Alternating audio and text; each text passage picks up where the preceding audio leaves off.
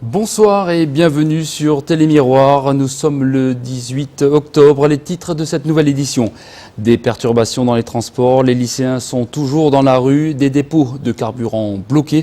Le mouvement contre la réforme des retraites monte d'un cran. Surprise à Saint-Gilles. Contre toute attente, c'est le candidat PS Alain Guédot qui remporte les élections municipales. Match nul en foot, nouvelle défaite de l'USAM et victoire des rugbyman. Tous les résultats du week-end dans cette édition.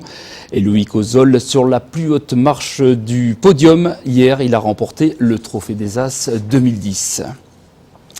On commence donc avec de nouvelles perturbations un peu partout en France. Le mouvement contre la réforme des retraites ne s'épuise pas. Aujourd'hui, à la SNCF, le trafic était encore bien ralenti. Les routiers ont mené quelques opérations escargots et plusieurs dépôts de carburant, dont celui de Frontignan, sont restés bloqués une bonne partie de la journée. Reportage à Frontignan, Olivier Roiran. Une file de camions-citernes stoppés à quelques centaines de mètres du dépôt pétrolier de Frontignan. Cette fois, ça n'est pas un bouchon, mais bien un blocage. Depuis minuit, des barricades ont été érigées par 200 grévistes devant l'entrée du dépôt. Parmi les manifestants, une majorité de cheminots, mais aussi des enseignants et des agents hospitaliers, toujours mobilisés contre la réforme des retraites. On ne veut pas mourir au travail, tout simplement. Voilà, donc à partir du moment où on nous demande de travailler beaucoup plus longtemps, on estime que c'est pas normal, qu'on donne suffisamment de notre temps sur 60 ans. Nous, ce qu'on voit, c'est qu'on veut des retraites, négocier des retraites, le retrait du projet, négocier. Mais pas comme ça s'est passé, pas imposé par le gouvernement. Le blocage, de toute façon, je crois que c'est le gouvernement qui nous mène à cette extrémité. Puisqu'aujourd'hui, si on en est là, c'est qu'il n'y a plus aucun dialogue avec le gouvernement. Et je crois que les propos de Fillon hier soir, en disant qu'il empêcherait tout blocage de dépôt d'essence, et aujourd'hui on a prouvé que la CGT, on ne l'écoutait pas. 14h, le préfet de région, Claude Balland, fait une visite éclair à Frontignan. Il vient demander le déblocage du site, un dialogue de sourds entre les syndicats et l'État. Votre devoir, c'est de venir écouter le terrain. Le terrain aujourd'hui, il vous dit qu'il y a quelque chose qui ne convient pas. Votre devoir, c'est de remonter l'information. Et après, de venir nous donner la réponse. Et à partir de ce moment-là, vous prendrez vos décisions. Ne prenez pas les décisions avant les réponses. C'est ça qu'on a à vous dire. Et là, aujourd'hui, vous êtes prêts à faire intervenir les forces de l'ordre avant d'avoir les réponses du gouvernement. Bien sûr. Mais non. Mais vous savez très bien que le Premier ministre a été dit, il l'a dit à la radio devant tous les médias qu'il ne tolérerait pas les blocages de dépôt. C'était Pour le préfet, la position du gouvernement est claire et non négociable. Claude Balland repart et quelques minutes plus tard, les gendarmes mobiles font leur apparition de l'autre côté des barricades. Je vous laisse quelques minutes pour que vous voyez. Et avec le GM qui est là, on va procéder au dégagement du site. On n'a pas le rapport de force, donc on va prendre les 5 minutes qu'ils nous laissent.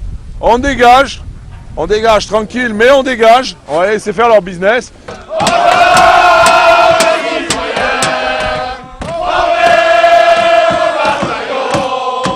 15h, une centaine de gendarmes évacuent donc dans le calme les manifestants qui reculent sans opposer de résistance. Il faudra un peu de temps pour dégager totalement l'entrée du dépôt pétrolier de Frontignan. Les syndicats se réunissent ce soir en assemblée générale avant la grande journée de mobilisation prévue ce mardi. Alors même si le gouvernement n'est pas inquiet sur le réapprovisionnement des stations-service, aujourd'hui, certaines pompes étaient en rupture de stock à Nîmes. On écoute quelques usagers au micro d'Olivier Michel. Vous pensez qu'il va y avoir pénurie ou pas? Je pense pas. Mais vous êtes quand même là ce matin? Ouais. Pour quelle raison? Je suis à sec. Bon, je ne suis pas angoissé, hein. Pas du tout. Hein. Pas du tout. Pas du tout. Vous avez entendu le message du Premier ministre hier soir, il disait qu'il n'y aurait pas de pénurie. Ah oui, mais apparemment, moi, ça fait 2 stations là. Et... Cette station, il n'y en a pas de gasoil. Pour voiser le matin, pour travailler, il n'y en a pas. J'ai fait celle où je vais souvent, où on me sert. Rue Paul-Pain-Levé, mais ils étaient en panne, quoi, ils n'en avaient plus. Voilà. Le message du Premier ministre hier soir qui disait qu'il n'y aurait pas de pénurie, vous le croyez ou pas? Moi j'y crois pas, non. La preuve, regardez tout le monde là. Mais là moi j'étais à sec, donc je suis venu, mais non, j'y crois pas. De leur côté, plusieurs centaines de lycéens ne sont pas allés en cours aujourd'hui. Les lycées Mistral, Dioda ou encore L'Amour sont encore très perturbés. Des barrages filtrants ont été d'ailleurs installés aux entrées des établissements. Ce matin, une voiture a été retournée à proximité du lycée Mistral. On écoute un lycéen en gréviste au micro d'Olivier Michel. Une grande partie des lycées de Nîmes sont bloqués, sauf le lycée d'Alzon et la CCI. Donc tous les lycées de Nîmes sont bloqués. On a eu une manifestation à 10h à Carré d'Art. On a réuni environ 1500 à 2000 personnes, grosso modo. Donc on a fait le tour, on est arrivé ici. Là, il y a une espèce de séparation de la manif. Une partie va aller bloquer la CCI, les autres vont aller assurer le blocage de leur lycée. Aujourd'hui, il n'y a plus d'action prévue. Il y aura une inter-lycée au Prolet à 16h où on va décider du mouvement sur sa continuation.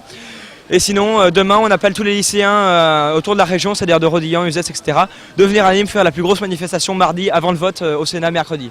Voilà. Selon les sources, samedi, entre 1 million et 3 millions de manifestants sont descendus dans les rues en France. À Nîmes, ils étaient 12 000 selon les syndicats et 6 500 selon la préfecture. Moins de monde que mardi dernier dans le cortège, aux côtés des organisations syndicales, des familles, des fonctionnaires, des lycéens et des salariés du privé. Regardez le reportage d'Alain Bellon. 10h30 était l'heure de départ de la manifestation ce samedi devant la Maison Carrée. Unitairement, les syndicats ont défilé. Et pour eux, le mouvement ne s'essouffle pas. Aujourd'hui sur Nîmes, ce n'est pas une manifestation départementale, puisqu'il y a plusieurs manifestations dans tout le département du Gard. Et sur Nîmes, nous sommes plus de 20 000 présents, donc preuve que la mobilisation est toujours au rendez-vous. Et ensemble, dans l'unité syndicale, avec les jeunes, on va faire reculer le gouvernement et gagner notre réforme. Pour certains manifestants, qu'ils soient du public ou du privé, ils mènent des actions en dehors des manifestations. On a mobilisé toute cette semaine en faisant des actions, notamment hier devant la préfecture et devant l'UMP. Donc on continue à ravager la fac de tracts et à se réunir à une assemblée générale, notamment la prochaine assemblée générale aura lieu mardi. On était avec des pancartes pour s'adresser aux parents qui accompagnaient leurs gosses, pour s'adresser aux collègues qui voulaient rentrer, pour s'adresser aussi aux élèves. Et les élèves de leur côté, eux, ils ont fait aussi un blocus et ensuite ils sont allés manifester en ville où ils ont rejoint d'autres lycées. En dehors des manifestations, d'autres actions, il y a beaucoup de rassemblements. On a discuté jeudi avec les salariés où il y a eu une heure de grève dans chaque équipe. Donc on a préparé les salariés à la mobilisation pour la semaine prochaine qui, comme vous le dites, en marge des manifestations qui auront lieu, des actions seront proposées mais que pour l'instant on préfère taire. Les lycéens, eux, sont arrivés en plein milieu du parcours et ont fini cette matinée devant la préfecture. Prochaine journée de mobilisation demain, donc mardi. Le cortège partira à 15h des Jardins de la Fontaine. Et avec cette nouvelle manifestation, attention, le trafic reste perturbé dans les transports. À la SNCF, comptez un TER sur 2, 4 TGV sur 10 et 40% seulement des trains grandes lignes devraient rouler demain. Le réseau Tango sera lui aussi très perturbé. Plus de renseignements au 0820 22 30 30 ou sur tangobus.fr. On passe à la politique et au deuxième tour des élections municipales à Saint-Gilles. Contre toute attente, c'est Alain Guédot, le candidat du Parti socialiste, qui est arrivé en tête hier soir avec 51,5% des suffrages. La liste menée par Eddy Valadier a obtenu 48,5%, soit une différence de 140 voix. La mairie passe donc à gauche après 38 ans d'absence. On écoute le vainqueur Alain Guédot au micro d'Alain Bellon. Aujourd'hui, peut-être que le XXe siècle s'ouvre pour Saint-Gilles et je vais travailler pour tout le monde pour que ce soit, en tout cas, un grand démarrage pour Saint-Gilles. Et bien entendu, je ne peux pas ne pas remercier tous ceux qui ont voté pour nous. Je pense que mon adversaire qui a fait une belle campagne doit être un peu déçu certainement parce qu'on a vu que c'était très limite dans tous les bureaux de vote et que nous avons passé, mais pas d'un million de voix de plus, c'est certain. Les Saint-Gillois ont choisi, ça aurait été le contraire, je me serais retiré, j'aurais continué mon rôle de conseiller municipal d'opposition et de toute façon je les accueillerai eux aussi avec la même démocratie qui me caractérise et en respectant les droits auxquels ils ont droit que nous n'avons pas toujours eu lorsque nous étions dans l'opposition. Mais nous ferons bien notre métier. C'est une énorme surprise pour vous quand même, non? Surprise. Alain Guédot devrait prendre ses fonctions vendredi. En sport, le Nîmes Olympique ramène son premier point de l'extérieur. L'USAM patine et le rugby retrouve le chemin de la victoire. Tous les résultats du week-end avec Olivier Michel. Et on commence avec du football et un match nul, 0 partout. Les Crocos en déplacement à Istres ont pourtant dominé toute la rencontre à l'image de ces occasions. Les hommes de Jean-Michel Cavalli n'ont toujours pas réussi à trouver le chemin de la victoire à l'extérieur. Les Nîmois reviennent donc avec un petit point de plus au compteur. C'est dommage de louper 3 buts comme on les a loupés, même avec l'absence du gardien. Ça va laisser des regrets. Nîmes se retrouve 13e du classement avec 11 points. 3 Tours et Sedan sont sur le podium de ce championnat de Ligue 2. Les Crocos enchaînent les matchs. Demain, ils jouent Évian au stade des Costières. Handball, décidément, rien ne va plus à l'USAM. Les hommes de Laurent Puisségur se sont inclinés à domicile 20-23 face à Toulouse. Les Nîmois n'ont pas remporté un match depuis le début de la saison. Je me contrôle pour pas trop m'énerver, mais j'ai tout à l'intérieur. Mais pour nous, c'est une vraie faute professionnelle qu'on a fait ce soir. Donc je nous en veux à tous, quoi. Nîmes reste avant-dernier du classement. Montpellier, Chambéry et Dunkerque occupent les 3 premières places de ce championnat de première division. Un mot de Ligue des Champions, Montpellier revient victorieux de Slovaquie. Les joueurs de Patrice Canaillé ont gagné 33-31 et se retrouvent 4e de leur poule. En rugby, 3 essais et une victoire. Les Nîmois ont remporté leur match hier à domicile face au premier du classement, serré. 22-7 après plusieurs défaites, le RCNG renoue avec la victoire et se retrouve à la 5e place du classement. L'ensemble de l'équipe était très sollicité. Bon, on fait un match quand même complet où on laisse un point de bonus en route, mais bon, on produit beaucoup de jeux. Et puis surtout, les garçons étaient très courageux. Je pense qu'il faut qu'ils soient fiers d'eux. C'est vraiment bien ce qu'ils ont fait aujourd'hui. Agde, Serré et Saint-Sulpice se partagent les 3 premières places du classement de Fédéral 2.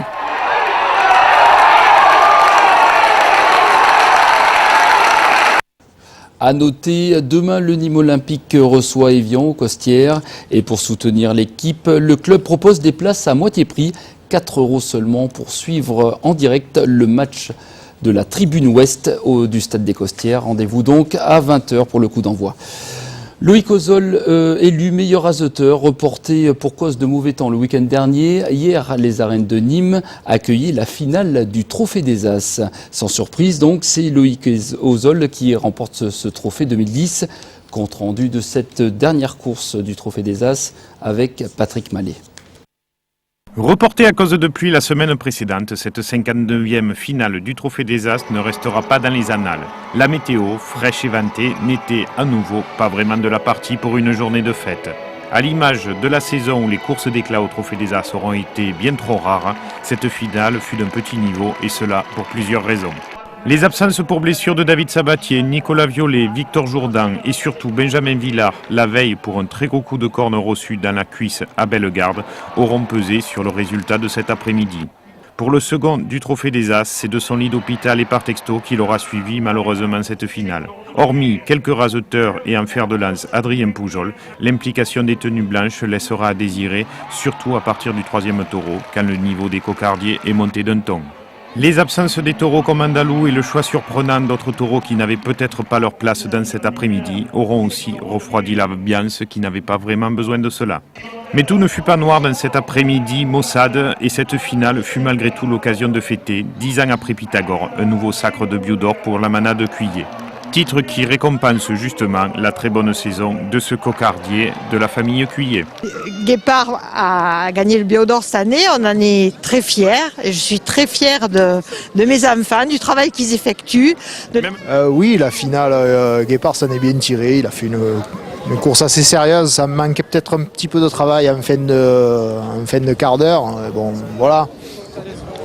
Côté taureau, on peut aussi et surtout citer Rodin, l'autre taureau de la saison, qui réalisa lors de cette finale un très bon quart d'heure qui lui valut le prix de meilleur taureau de la journée. Pasteur de la manade Fabre-Maillan réalisa également un très bon quart d'heure. Il rentrera son 2e gland à plus de 1000 € dans une après-midi empreinte de domination. Côté homme, Loïc Ozol, qui avait gagné son premier Trophée des As il y a 3 ans dans une finale mémorable, fait rebelote cette année. Ouais, rebelote et puis je vais prendre le temps de la savourer parce qu'en 2007 ça a été très vite, très dur et puis j'étais pas sûr de le gagner et puis voilà, là malheureusement on était en compétition avec Benjamin mais il s'est blessé 2 fois d'affilée donc c'est vrai que c'est un peu dommage et je pense qu'aujourd'hui il a manqué sur la course d'aujourd'hui. Maintenant je vais savourer cette victoire et puis prendre le temps de me préparer pour la saison prochaine parce que tout va aller très vite et l'hiver passe très vite donc. À noter donc Loïc Ozol sera sur le plateau de Télémiroir demain dans l'émission Noir et Blanc, à voir donc demain à partir de 18h30. Et on termine cette édition en musique avec le journal du festival l'Aglo au rythme du jazz. Ce soir retour sur le concert Création acoustique jazz à Rodillan, Alain Bellon et Nicolas Pinchino.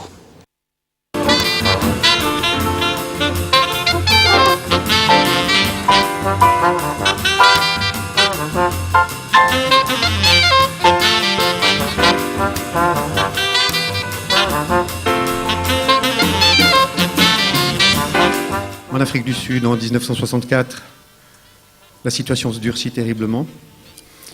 Et cette année-là, Nelson Mandela, ainsi que d'autres co-accusés, co-détenus, sont condamnés à la prison à perpétuité. Et cette même année-là, le groupe mixte, non pas qu'il était composé d'hommes et de femmes, mais de noirs et de blancs, les Blue Notes, avec à leur tête Doudou Pukwana et Chris McGregor, s'exilent, partent en Europe. L'occasion d'un hommage à cette grande personnalité du XXe siècle, Nelson Mandela, à travers la musique de 2 grands musiciens sud-africains, Chris McGregor et Doudou Pukwana.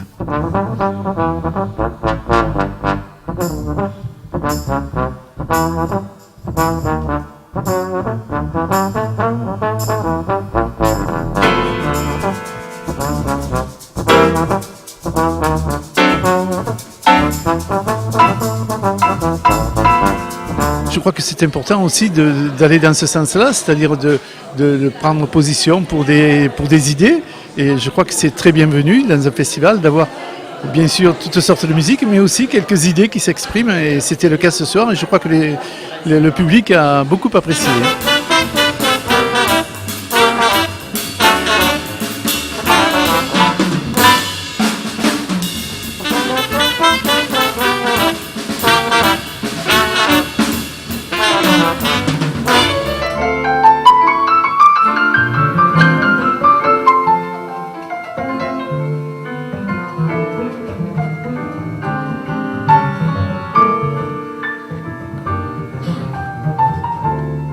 Et le jazz avec la bonne bouffe, comme on dit, ça va bien ensemble. Donc nous on propose des sandwichs de foie gras et des sandwichs rillettes, des sandwichs au fromage de chèvre avec des collègues producteurs et des gâteaux, des financiers, des jus de fruits, rien que dans des producteurs gardois. Il y en a beaucoup de gens qui viennent après sur la ferme puisqu'ils prennent nos coordonnées ici, qui viennent, on est à 50 km, donc qui viennent nous voir après à la ferme et qui nous disent on vous a vu sur le jazz, voilà.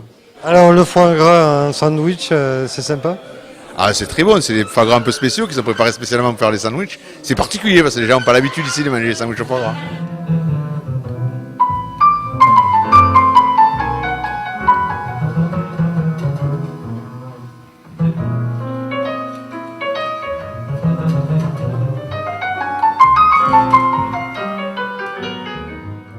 Ce soir, le festival reçoit une grosse affiche au théâtre de Nîmes. Le célèbre pianiste Chick Corea sera en solo donc à partir de 20h30. Et demain, une autre belle affiche, John Scofield Trio joue à Aubarn. C'est la fin de ce journal. Merci de votre attention. À suivre Miroir des Sports avec Christophe Chez. On se retrouve demain. Très bonne soirée sur Télémiroir.